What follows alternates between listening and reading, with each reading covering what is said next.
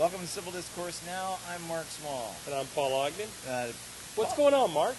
It's a beautiful, beautiful after. In an undisclosed afternoon. location in Broad Ripple. Yeah, in beautiful Broad Ripple, Indiana. This is September 15th, 2012. Sunny day. It started out kind of chilly, but it's getting warm. It's kind of nice. It is very nice out here. What is going on? Well, Mark, I went to a McCanna meeting this morning. McCanna is the Marion County Alliance of Neighborhood Associations. Very long name, but the McCanna is shorter. What do they call those acronyms? Mm-hmm. Acronym. But they taught you that at BSU. Exactly. Ball State University, not Boise State University. Or BS University. Go ahead. But they brought up an issue that actually concerns part of Broad Ripple, and that is the towpath, the central towpath along the canal, which they have tried to keep in basically the same condition as it was in the 1800s. Well, and to explain to our viewers, in the 1800s, Indiana built a canal, and it runs essentially kind of east-south downtown, or going the other way, north. I mean, from downtown it goes north and east, and they've got running paths on it. They made it a greenway. Right, and they in the 1800s, early 1800s, like 1830 or so, yeah. They expected it sort of be sort of like an interstate system. The state went bankrupt and they weren't able to complete all these different canals and everything. But Mark, what they're wanting to do now is to put public art along the towpath, and so that it would attract people to the towpath that come and look at the art. But they already do that. It's called graffiti. They're taggers that they're attracted to it and they mug people. So you have. Are you talking about the Monon, or are you talking about the towpath? I'm talking about all the greenway space in the city of Indianapolis. Go ahead. Well, the idea is that you put art out there, public art. People come and it becomes a destination for people. And what you have is a conflict between three groups, two on the same side. The arts people are against the nature people and the history people. Nature people and history people are like, no, we want the towpath to stay as it is. It's nature. We want to come and see the birds and walk and bike and do everything. The art people want the public art out there.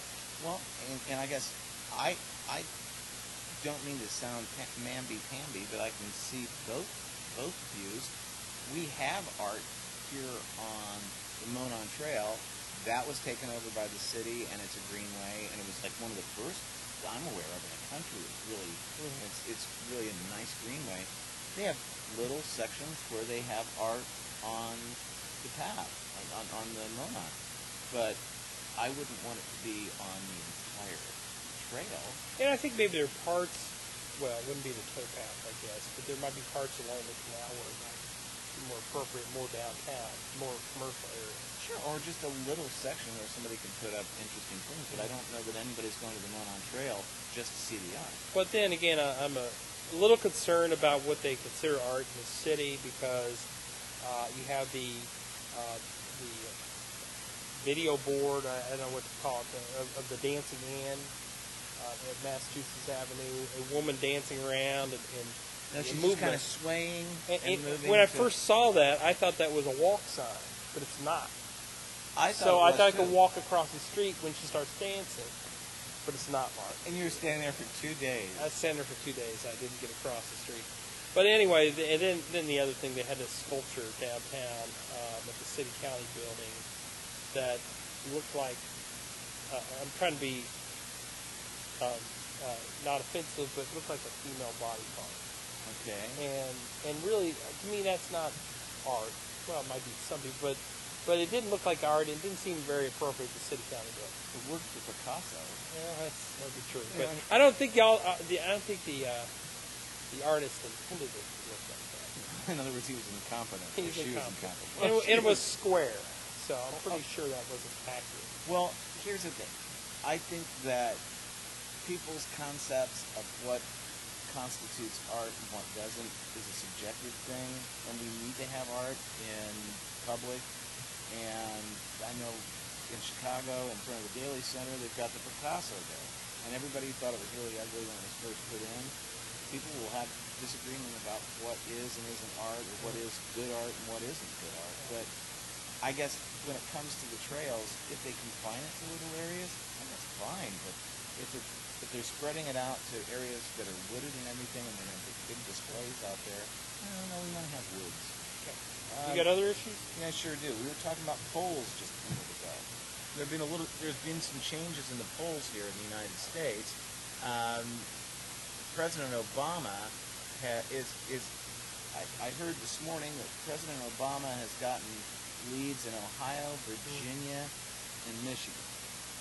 I believe that's right. And he's looking good in Pennsylvania. He's always been ahead of Michigan. I mean, that was always a tough state for Romney. And what happened was, you had the Republican convention, and after the Republican convention, Romney actually got even with Obama in the national polls and the real clear politics average of polls. That's what I got. I have it right here on my laptop. And after the Democratic convention, Obama's numbers went up to where he had a 3.9% lead. Now it's since fallen to 3.1, but some of the polls you're talking about are individual states, and the election is obviously 51 different elections. Yeah, but it really kind of boils down to, I heard the anchor from NBC say it boils down to 12 counties when you get right down well, to it may be. Well, maybe.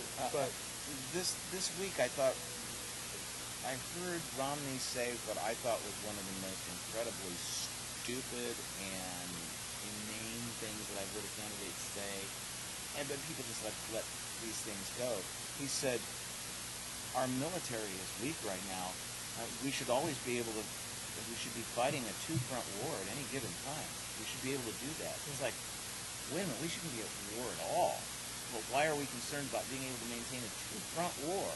And I thought back to reading Mein Kampf, on the first page of which Hitler laments the fate of Germany because Germany was doomed if it ever had to fight a two-front war.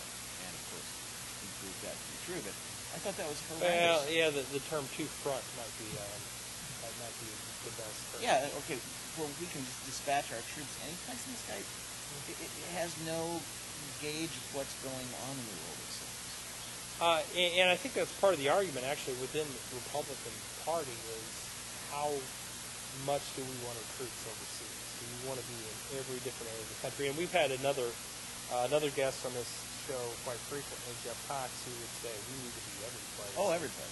Gotta have them every place. Yeah. And I think that we should have our troops in as few places as possible, or only where they're absolutely necessary. And that's just because I'm a pacifist. That has nothing to do with it.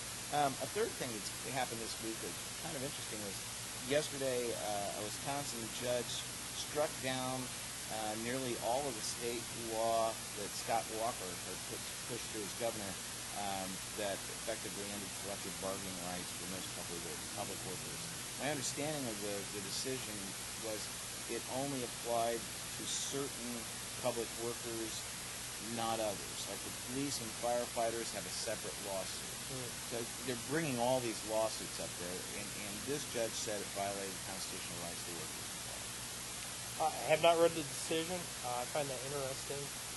I know that one of the issues with Governor Daniels is he cut back on some of the protections for state workers. When he came in, he did away with unions. And he did it by decree. By decree. And I mean, maybe that's not what it's called. Well, by executive order. By edict. By executive order. But he put in place some protections for employees who were were at-will employees. But then he got near the end of his 8 years, and he made everyone a non-merit employee, an at-will employee. Even the people who used to be falling under the merit system now fall under at-will. And some of the protections have been taken away. At-will means you have no protection. Pretty much, yeah. So he's headed up to Purdue, though, and I know he was sweating that job application because, that's right, the Board of Trustees of Purdue mainly were like appointed by him. And there were some more protests this week. I know I got some. Having a blog, Ogden on Politics, I occasionally get mailings from people about different things. I know they were holding another protest today. Well, that's something that I could understand. Baseball Cubs are lost. And Are they officially out now, Mark? They were unofficially out in April. All right. The Reds are still rolling along. They're have about an 8-game, or magic number's about 8. Yeah, and we're paying tax dollars for a football team, the Indianapolis Colts, that most people can't afford to watch. Right. And that lost horrendously last Sunday to the Green Bay Packers. And they'll probably lose this weekend. Yeah, to the Minnesota Vikings. But the big news coming up, Mark, before the end of the year, we'll have another proposal to subsidize the Pacers. Indiana Pacers. Yeah, Got to keep them here. Oh, I have something on the tip.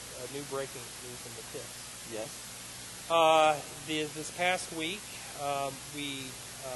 there was a lot of discussion on the blogs about the tips, and one of our former guests discovered that the TIF proposal that was pulled off of the committee, off the table, was actually should have been dead, because it could only be put on the table for 6 months, then it dies. And this was the TIF that had to do with a couple of weeks ago, the subcommittee had adjourned. The chairman had left the room. There were 6 members of the subcommittee left in the room. One of them said, we're going to reconvene. And TIFs are tax increment financing districts, money for which we've talked about a couple of times on the show.